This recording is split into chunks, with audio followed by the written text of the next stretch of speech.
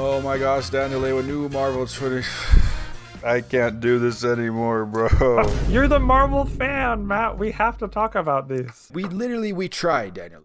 We filmed a video about those new Marvel busts, about the current state of Marvel 2025. We literally filmed it and we didn't want to post it because it was just negative. The whole thing was negative. So I don't want to just upload a video that's pure negativity, but now we're just being bombarded. Yes, let's preface this by saying Daniel Lewa and I are huge Lego Marvel fans. Matter of fact, it's my #1 favorite Lego theme of all time. But holy crap, something wrong is going on. We have been waiting to talk about all of these new sets for a very long time. It's some of our most anticipated releases of the year.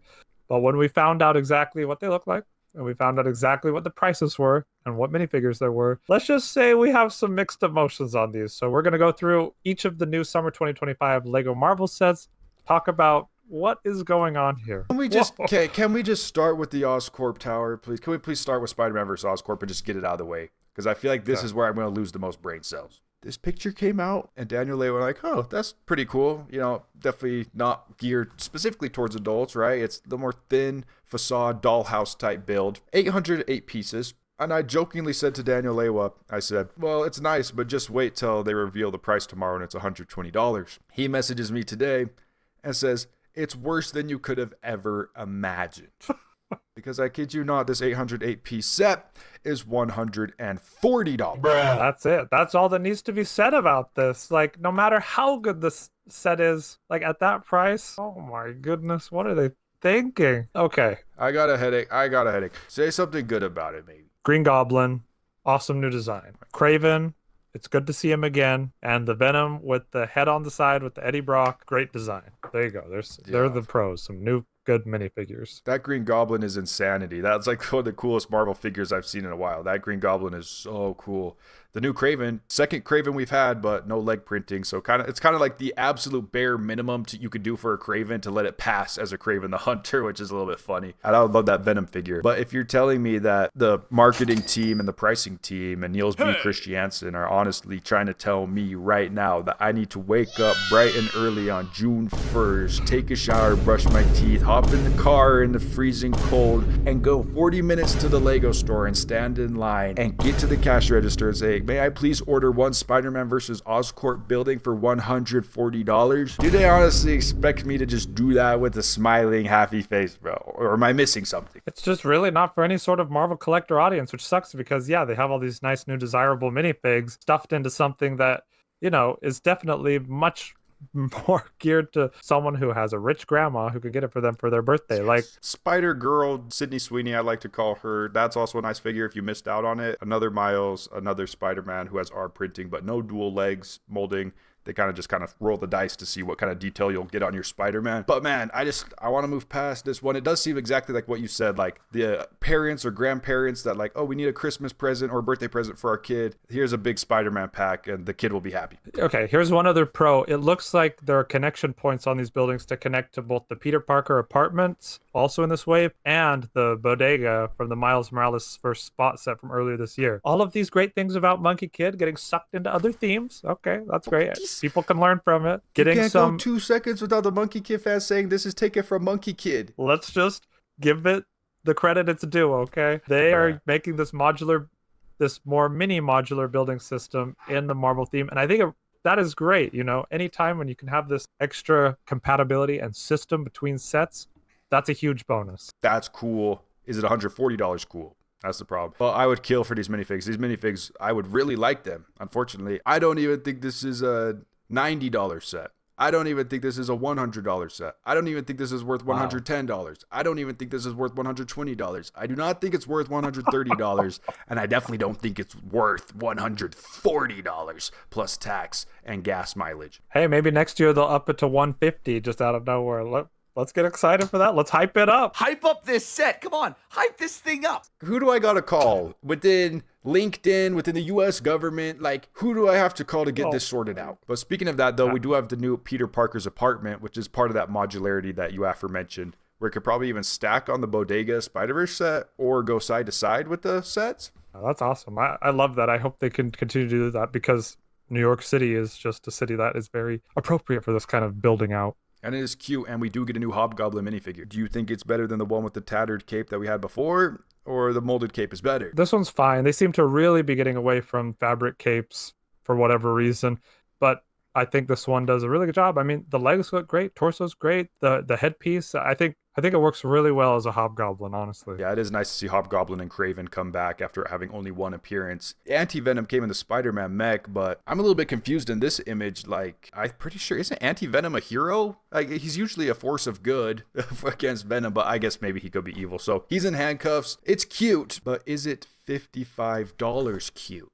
394 pieces. It's this tiniest of little facade builds, and you get some nice figures with it. I thought this was like a Harry Potter Privet Drive set or like spin-off when I first saw this. It's true. There's really nothing indicative that this is Peter Parker's apartment, but what could you really do? It's just a regular building, just have some webs on the top, has a sign on the side. Mary Jane Watson is back. She looks all right. We can say this a lot about Lego now. I said about the Shire.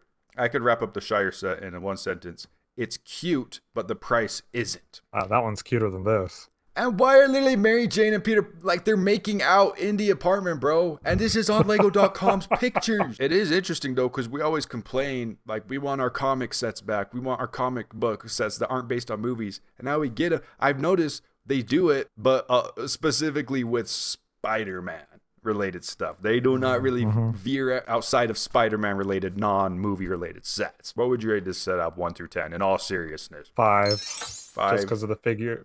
If it wasn't for the figures, I'd say like a 4. Yeah, for the price, it is definitely in the 5-4 category. I'm sorry, guys. If this was like $30, I could toss $30 this way. It's not like I can't afford it. I just don't want to like give in and say, oh, this is reasonable pricing. It's something to buy. But do you have something, maybe this is a little bit tasteful, Daniel Ewa? Spider-Man versus Doc Ock subway train scene from Spider-Man 2 Sam Raimi. I love that they are going back to some of these other Marvel movies, not just doing Endgame Final Battle, Civil War Final Battle, whatever. Actual iconic scenes from other Marvel movies, like this train scene, which is absolutely so iconic, and providing new figs that are very faithful to the movie.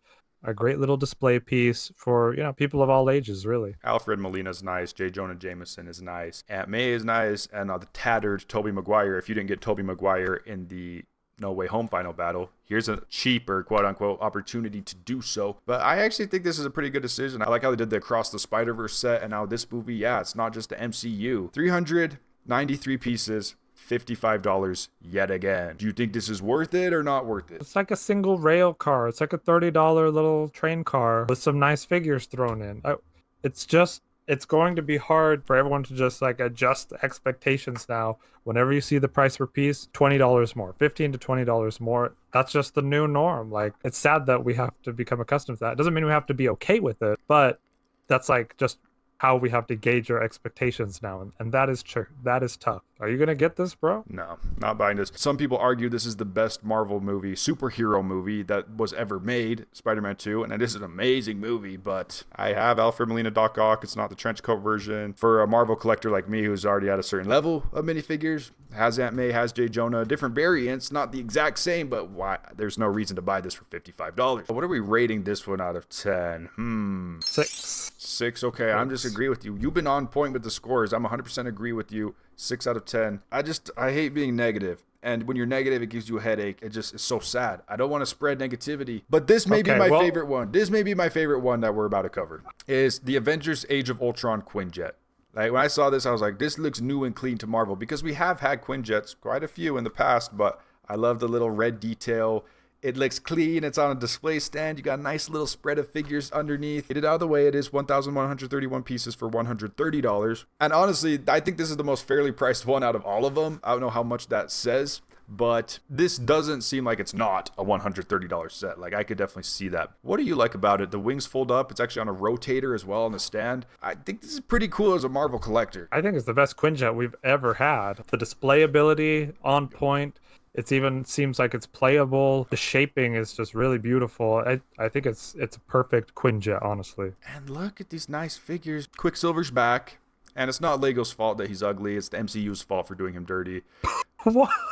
It's the MCU's fault. They did a terrible Quicksilver design. Black Widow's back with her default tactical pants. I'm not sure if it's a new Hawkeye minifigure, but it is his classic Age of Ultron kind of trench coat suit that he got. Nice little Iron Man, but the Ultron. I'm pretty sure, Daniel Lewa, correct me if I'm wrong, comment section, but it's like the Ultron Prime. That's a little beefier because he has those more curved elements. Like, this is the final boss Ultron of the movie. Yeah, this is an awesome Ultron. I love it. Like the face, everything about it's fantastic. That definitely helps bump this setup as well. So I really don't have too many gripes. It looks like it'll be a fun, detailed build. I would honestly give it like an 8 or 9 out of 10 because I'd only dock it for being a little overpriced. Yeah, 8 out of 10 for me. Okay, we have some positivity in here. This is good. The mood is lightening up, and we're so happy about Lego Marvel now. Except, no, we're not. Iron Man and War Machine versus Hammer Drones from Iron Man 2. Let's just be happy they acknowledged Iron Man 2 and this scene at all. Like, we've been wanting Hammer Drones in some form for years. Oh yeah, for sure. And like, I was trying to do some research and look at the Hammer Drones and see how tall they are compared to, I couldn't really find a picture side by side.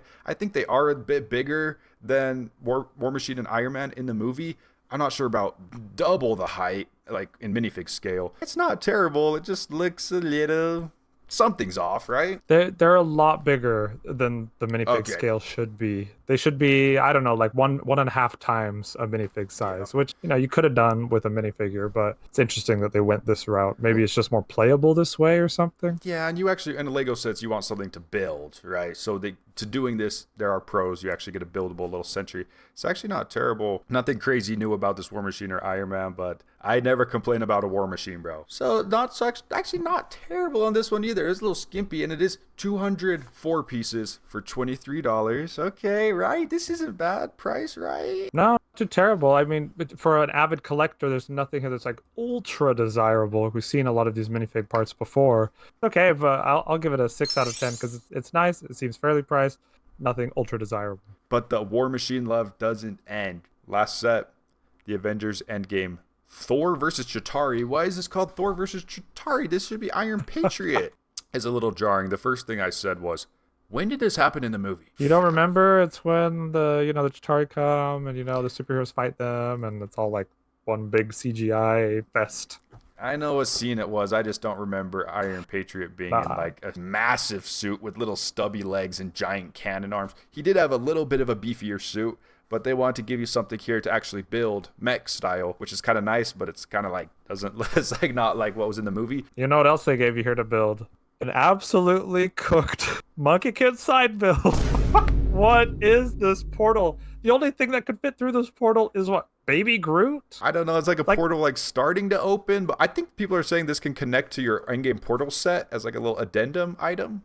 Oh, because Thor wasn't in that set, so it's kind of a DLC to that. All the more reason to get that one, huh? But yeah, if that side build by itself, we got to screenshot that for the top 10 worst side builds. One pro about it, though, is a big Chitauri battle pack. Like, you get 4 Chitauris, the little buildable beast, and 2 scuba speeders, space speeders. They kind of look like, when they're on the ground, they look like little scuba jets. So if you like Chitauri, that's great. It is fun to build kind of the army building, the bad guys of Marvel. I like with the AIM and the Hydra. I love when they do that. Chitauri and Outriders are a little overplayed at this point. If you were to look at this image, Daniel, what price do you think this would be? It seems like a pretty good $30 set, $35 because you get so many minifigs. Add, like you said, add $20, $55 for this, over half of $100. It is a big minifigure pack, and this Iron Patriot is to die for. I love this Iron Patriot minifigure. Wow. It's only the third Iron Patriot we've ever got, and it's really, really good. Would I buy this, though? If it was $30, yes, it would be a nice little, a less consequential pickup on your wallet, and you get a couple cool figures. I'd probably give it a 5 out of 10. That's what I was going to say. Wow. We need someone who's like disagrees with us completely on these ones. Usually we have a little more disagreement. Maybe we're in too much agreement. We need the commenters. Let us know if you actually like them. And it's okay if you, I hope somebody likes them. I think we can all be in agreement, if that's a word, that we don't like the price of any of these. Nobody wants higher prices. But if you actually are going to get some of these sets, I want to know which ones you would get, as well as like what would you rate each set individually. I think Cameron Studios likes every single one. Maybe I should give him a ring. Out of all of them, though, definitely the Quinjet is the one that could actually be legitimate buy. Not too bad of a price. If you were to buy any of these, Daniel Lewa, what route would you take, if any? I think I'd probably get the Spider-Man 2 set because I think it works really well on its own as a display piece. It's not quite as expensive, nowhere near as expensive as the Quinjet. A great selection of figures. I think that one definitely is. I mean, it's targeted toward my demographic, really, growing up watching Spider-Man 2. So it's just very nice. Just really scattered all across the board. I want to know what other people think. Sorry for being just a hater and down on everything, but I think it's safe to say that Lego Marvel 2025 is burnt to a crisp. Is there anything that could redeem Marvel 2025 for you? I think there's a Galactus set that looks absolutely stellar. I don't know. I'm not saying I looked at leaks or anything, but I would love that. That's probably the best of Marvel so far. I like the Marvel logo. I like the mini mechs we got earlier this year. But to really redeem Marvel, if you have a modular building in the year, it covers up for any mistakes. As you look at Lego Marvel the past 4 years, and they all had a stellar, dope, fan favorite, loved modular building with care and detail and Easter eggs and minifigures and dopeness. At least you have all those ones already, so you can just enjoy those ones. And maybe in the future, they're going to just blow you away with a Baxter building or modular Oscorp. They're just testing the waters with this Oscorp because they've never done a playset Oscorp. They did a playset Daily Bugle and a playset Sanctum, playset Avengers Tower long before doing the modulars. So, you know, if this Oscorp does well, which I doubt it will because it's horrifically priced, then maybe we'll see Oscorp in the future as a modular building. I would love all of these minifigures and all of these sets just without the builds and the price. Give me all these. There's some dope minifigures. Next video will be positive, I think. I hope so. Monkey Kid 2025. This is so sad. Monkey Kid is over. Marvel is over. Dreams is over. Everything is over. And Ninjago has been monstrosity. Yeah, but look forward to Pokemon, One Piece. There's all sorts of crazy stuff. We got to appreciate what we have, right? We can't just look for the future always. I can't wait to buy a $100 300 piece Pikachu. On that note, let us know what you think about this because, you know, do you think we were way off based on our opinions? Let us know how you would rate any of these sets. Which ones you think are actually worth it as a Marvel fan. Special shout out to our channel members to make this possible, who are... I'm Lidme, MC Go, Uncle Michael, Uncle Norman, Mary Kay, Oliver J. the Ginger Lender, Cesar, Shui Lee, Grandma Susan, Norman Davis, Dr. Dan PhD, Sir Grizz, and Richie J. Rage. Thank you so much for being channel members on the channel. Make sure to hit that subscribe button if you love Lego Marvel. And if you made it this far in the video, put Grim Snarl in the comments below and we will recognize you as a real one. We need to save Lego Marvel. What's going to save it? Who do I gotta call? Is that the only thing? Who do I gotta look up on LinkedIn? Who do I have to talk to? Justin Ramsden? I don't know. Mark Stafford? It's not even the designer's fault. It's the people who put the price tag on it. Like, come Niels on. B. Christiansen. Niels B. Christiansen. I'll be sending you a message on LinkedIn very shortly. You should grow up, get a job, get a real life.